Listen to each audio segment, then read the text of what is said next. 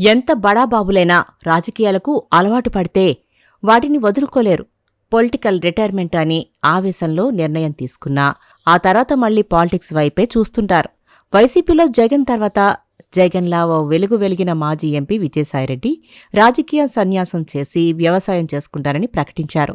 అయితే ఆయన కొత్త పొలిటికల్ ప్లాట్ఫామ్ కోసం బీజేపీ ముఖ్య నేతలతో టచ్లోకి వెళ్లారన్న ప్రచారం ఇప్పుడు హాట్ టాపిక్గా మారింది. మాజీ ఎంపీ విజయసాయిరెడ్డి, మాజీ సీఎం వైఎస్ జగన్ కలిసిమెలిసి ఉండేవాళ్లు. వైసీపీలో జగన్ తర్వాత విజయసాయిరెడ్డి అనే రేంజ్ ఉండేది. వైసీపీ అధికారంలోకి రాకముందు కూడా పార్టీలో విజయసాయిరెడ్డి పెత్తనం కొనసాగిందే. అంతెందుకు, వైసీపీ ఆవిర్భవించిన కొత్తల్లో జగన్ అక్రమాస్తుల కేసులో అరెస్ట్ అయినప్పుడు ఆయనతో కలిసి 16 నెలలు రిమాండ్ ఖైదీగా జైలు జీవితం అనుభవించారు. అయితే గత ఎన్నికల్లో వైసీపీ ఘోరంగా ఓడిపోవడం, ఆ తర్వాత విజయసాయిరెడ్డి సైలెంట్ అయిపోవడం, ఇటీవల పార్టీకి గుడ్ బై చెప్పి రాజకీయాలకే గుడ్ బై చెబుతున్నారని చెప్పడం అన్నీ జరిగిపోయాయి. తాజాగా ఇప్పుడు ఆయన బీజేపీలోకి వెళ్లబోతున్నారనే ప్రచారం మొదలైంది. ఏపీ విభజన తర్వాత కాంగ్రెస్ నేత రఘువీరారెడ్డి రాజకీయాలను వదిలేసి వ్యవసాయం చేసుకోవడం ప్రారంభించారు. అదేవిధంగా వ్యవసాయం చేసుకుంటారని చెప్పిన విజయసాయిరెడ్డి నిజంగానే పొలానికి వెళ్లి అక్కడ ఫోటోలు దిగి తన సోషల్ మీడియా అకౌంట్లో పోస్టులు కూడా పెట్టారు. వైసీపీలో నంబర్ 2గా వ్యవహరించి పార్టీ పునాదుల వేయడం దగ్గర నుంచి పనిచేసిన విజయసాయిరెడ్డి అంటే కేర్ ఆఫ్ వైసీపీ అనే ఎవరైనా అంటారు. అంతలా అనుబంధం పార్టీతో ఉంది. అంతేకాదు, వయసు కుటుంబంతో 3 తరాల బంధం ఉంది. వైసీపీకి ఆయన ఒక పిల్లర్గా నిలబడ్డారు. అటువంటి సాయిరెడ్డి వైసీపీని వీడతారు అని ఎవరూ కలలో కూడా అనుకోలేదు. వైసీపీలో విజయసాయిరెడ్డి స్థానం శాశ్వతమనుకున్నారు. ఆయనకు అదే పార్టీ తప్ప మరే ఆప్షన్ ఉండదని అందరూ భావించారు. అయితే విజయసాయిరెడ్డి మారిన రాజకీయ పరిస్థితుల్లో 2025 కొత్త ఏడాది వస్తూనే వైసీపీకి గట్టి షాక్ ఇచ్చేశారు. ఆయన జనవరి 4వ వారంలో వైసీపీకి రాజీనామా చేశారు. అంతేకాదు, రాజకీయాలకే దూరమన్నారు. వ్యవసాయం చేసుకుంటారని ప్రకటించారు. ఇక ఇదే తన జీవితంలో అసలైన లక్ష్యమని అన్నారు.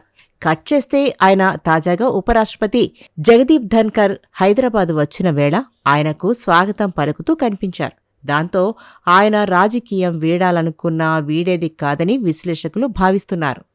ఆ క్రమంలో మరో వార్త జోరుగా ప్రచారంలోకి వస్తోంది. విజయసాయిరెడ్డి బీజేపీలో చేరిపోతారంటున్నారు. వైసీపీ నుంచి రెండోసారి రాజ్యసభకు ఎంపికై ఆ పదవికి రాజీనామా చేసిన విజయసాయిరెడ్డికి బీజేపీతో మంచి సంబంధాలున్నాయి.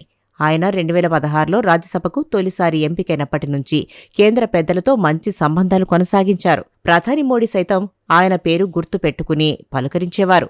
అంతేకాదు, అత్యంత శక్తివంతమైన నేతగా గుర్తింపు ఉన్న కేంద్ర హోంమంత్రి అమిత్ షా అయితే ఆయనకు అపాయింట్మెంట్లు అడిగిన వెంటనే ఇచ్చేవారు. అందుకే విజయసాయిరెడ్డి తాను రాజ్యసభ నుంచి తప్పుకుంటున్నప్పుడు ప్రత్యేకించి మోడీ, అమిత్ షాలకు స్పెషల్గా థ్యాంక్స్ చెప్పారు. ఈ క్రమంలో లేటెస్ట్గా జరుగుతున్న ప్రచారం బట్టి చూస్తే బీజేపీలోకి విజయసాయిరెడ్డి వెళ్తారని అంటున్నారు. దానికి ఒక డేట్, టైం, ముహూర్తం కూడా నిర్ణయించారు అని అంటున్నారు. ఈ ఏడాది జూన్ నెలలో ఆయన కాషాయ తీర్థం పుచ్చుకుంటారట. నిజానికి బీజేపీ పెద్దలతో ఈ రోజుకి ఆయన రిలేషన్స్ కొనసాగిస్తున్నారని అంటున్నారు. విజయసాయిరెడ్డి వైసీపీ నుంచి బయటకు రాగానే బీజేపీలో చేర్చుకునేందుకు ఆయనకు ఆహ్వానం అందిందన్న టాక్ వినిపిస్తుంది. అయితే వెంటనే చేరితే వైసీపీని, జగన్ని వెన్నుపోటు పొడిచి వచ్చారు అన్న అపవాదు వస్తుందన్న ఆలోచనతోనే విజయసాయిరెడ్డి పొలిటికల్ రిటైర్మెంట్ అన్న ప్రకటన ఇచ్చారని అంటున్నారు. అందుకే కొన్ని నెలలు ఆగి తన భవిష్యత్తు ప్రణాళికపై క్లారిటీ ఇచ్చే ఆలోచనలో ఉన్నారట. ఇక విజయసాయిరెడ్డి బీజేపీలో చేరతారన్నది టీడీపీ కూటమి పెద్దలకు కూడా ఒక ఐడియా ఉందన్న ప్రచారం ఉంది. విజయసాయిరెడ్డి కనుక బీజేపీలో చేరితే జగన్కి సరికొత్త సవాల్ ఎదురవ్వడం ఖాయంగా కనిపిస్తుంది. జగన్ A1గా ఉన్న అక్రమాస్తుల కేసుల్లో విజయసాయిరెడ్డి A2 నిందితుడిగా ఉన్నారు. ఆ కేసుల విచారణ పురోగతిపై ఈడీ, సీబీఐలపై కోర్టుల నుంచి ఒత్తిడి పెరుగుతోంది.